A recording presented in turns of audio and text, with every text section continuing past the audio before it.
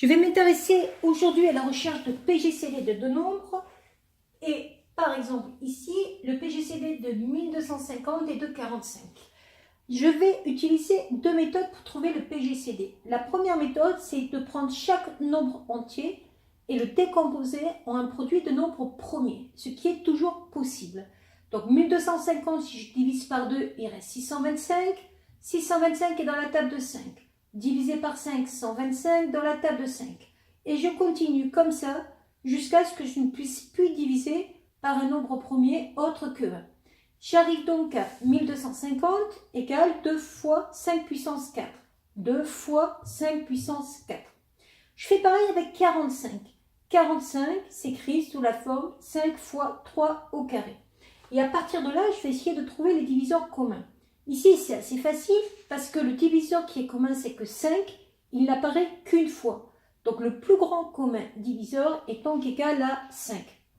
Ça, c'est une méthode qui marche assez bien à partir du moment où on peut décomposer en nombre premier. Il y a une autre méthode qui va aussi marcher quand on ne pourra pas décomposer en nombre premier. C'est de faire la division euclidienne et d'en faire des successives à chaque fois avec le diviseur et le reste jusqu'à ce qu'on tombe sur un reste nul. Je fais l'exemple avec 1250. Je le divise par 45. Donc ça, c'est les divisions qu'on a apprises en primaire. 2 fois 45, 90. 125 moins 90, 35. J'abaisse le 0. Je le rentre 7 fois. 7 fois 45, 315. Je soustrais reste 35. Là, je vois que mon reste est plus petit que mon diviseur. Je m'arrête là. Je vais prendre maintenant 45 et 35, c'est-à-dire le diviseur et le reste. Ici, une fois 35, il reste 10. Je vois que mon reste est plus petit que mon diviseur. Je continue. Je vais maintenant prendre 35 et 10. 35 divisé par 10, le quotient c'est 3. 3 fois 10, 30, il reste 5. Et je continue comme ça. Il va donc me rester maintenant 10 divisé par 5. 2 fois 5, 10, il reste 0. Et là, je me rends compte que mon dernier reste non nul, c'était le 5 ici. Ça veut dire que le PGCD que je cherche est bien égal à 5. C'est le dernier reste non nul. Attention par rapport à la décomposition. Si j'avais pris comme nombre, par exemple, 30 et 84. Donc on va le faire ici. 30 et 84. 30. On va commencer par diviser par des nombres premiers. Donc, par 2, il reste 15.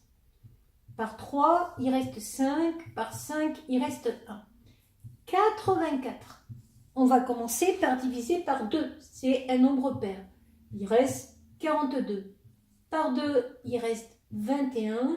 Par 3, il reste 7. Par 7, il reste 1.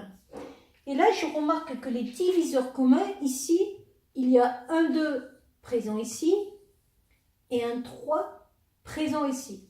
On n'oublie pas que quand on décompose en nombre premier, ce sont des produits au niveau de l'écriture, c'est-à-dire que 30 peut s'écrire sous la forme 2 fois 3 fois 5. Ça veut dire que le PGCD de 30 et de 84 sera égal à 2 fois 3, 6. Donc il faudra multiplier les diviseurs communs premiers que vous trouvez ici pour trouver le plus grand commun diviseur. Voilà.